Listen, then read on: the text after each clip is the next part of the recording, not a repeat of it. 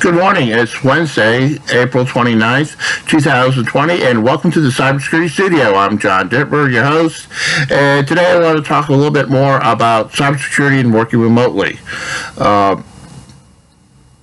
Even though the COVID-19 situation seems to be flattening out, and some states are considering loosening restrictions and so on, a lot of us are going to be working from home for a long time, even maybe on a permanent basis. I just started working again for a major consulting firm that made major investments in its people to make sure that they weren't going to lose a lot of us highly trained, highly skilled IT folks and consultants. And they realized over the last month that most of us could do just almost everything that we could in the office by teleconferencing and telework. And I think, at least from my humble opinion, I think telecommuting is going to be here to stay in a bigger degree than it was before. A lot of people see it as a benefit because they don't have to commute, they don't have to pay for dry cleaning bills, they spend more time, have more flexibility to take care of their kids or other loved ones, and I think as part of the new normal, as the COVID pandemic rides itself out and people can start getting back to a more normal existence, I believe that telecommuting is going to be the wave of the future, where more people, if they can work from home, will end up working from home in jobs, especially in the high-tech field. One, it's cheaper. Two, it's more productive. Three, they can kind of, a lot of people work better if they could adjust their schedules to adjust to their lifestyle or their family situation. Then, of course, me being a cybersecurity guy, I got to look at the security aspects of that, and that's the reason why I've been doing a lot of these videos. Now, what I'm about to discuss is like, okay, you're a client from a major agency and you're supporting a government client, either a large corporation or a large government agency. This is how you could telecommute securely and safely.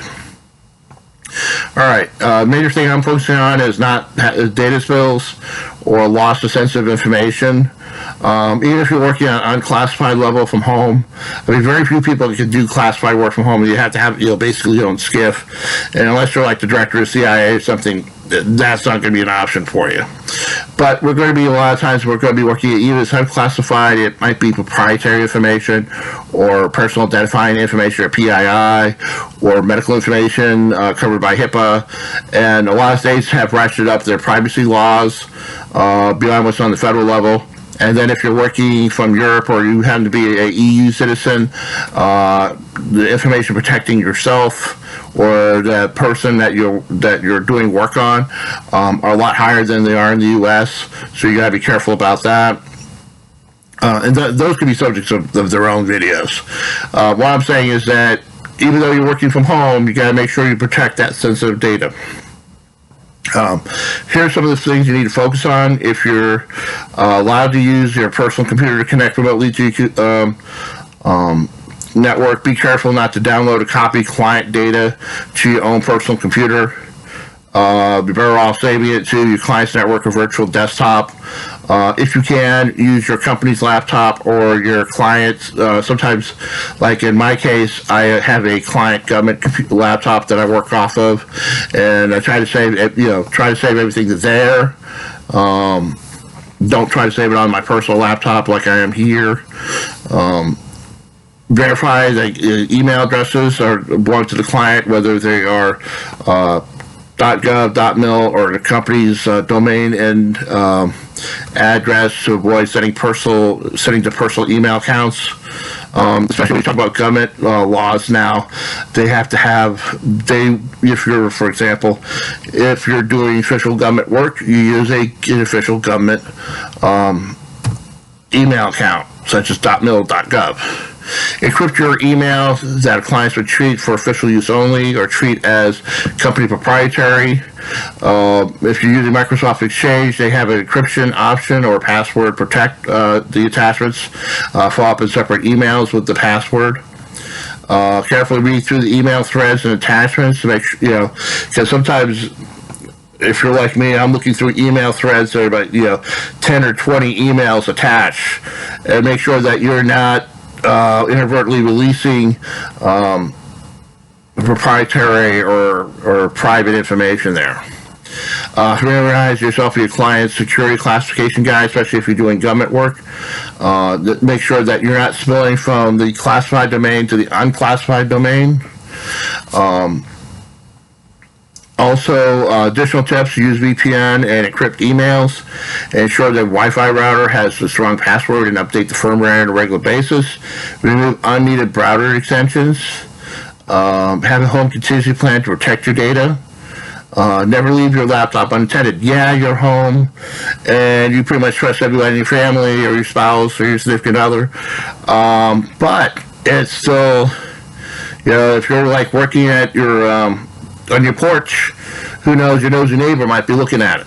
Okay, or Joe Bad Guy is across the street in a van, and he's got. He can read off your laptop or something, or doing some war driving, and he's like hooking it into your Wi-Fi. So when you're not doing work, take that smart card out or that cat card out, hit the lock button. Preferably use only company or government-provided resources, like computers, devices, tablets.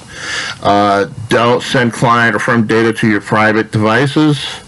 Turn off unneeded networking capabilities such as Bluetooth. Yes, officially Bluetooth is only supposed to go out 10 meters, but I've seen cases where they might go up to 100 or even more. So you gotta be careful about that. Keep an eye out for phishing emails, fake websites, and other scams. If you don't know by now, there's a lot of scams connected to COVID-19, like, oh, you want to get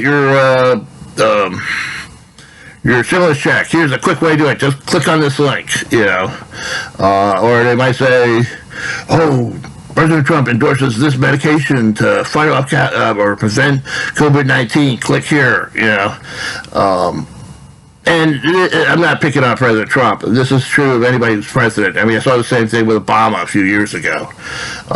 They'll just jump on anything, and make it kind of look official and click here and all that stuff. Remember, protect your PII, your HIPAA, and other restricted personal data. Remember that, there's all kinds of laws protecting sensitive data, depending on if it's government sensitive or PII or HIPAA. If you're working on data that belongs to an EU citizen, like I said before, their restrictions on use of personal information are a lot more stringent than over here. So please make sure that you're being careful about it. A lot of times if you're dealing with a large firm, if you have if you see what you think is a phishing attempt, a lot of times they might have a feature on Outlook where you could forward that to your company's SOC or CERT. It's a safe way to bring attention to that, so this way they can fine-tune the anti-phishing software or their anti-spam software, and so you're actually kind of doing those guys a favor by forwarding that information, or at least give them a call, say, hey, what should I do with this? Each organization has their own way of dealing with it.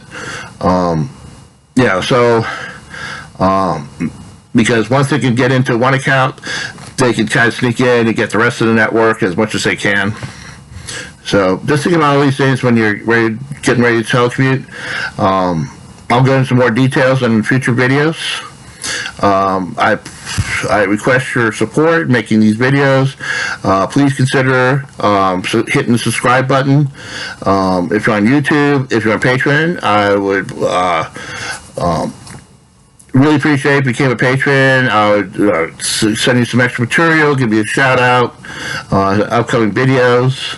I want to make this an ongoing effort to help make this information more public and help people that are interested in joining the cybersecurity field get interested and know what they're doing and how to become a cybersecurity professional such as myself.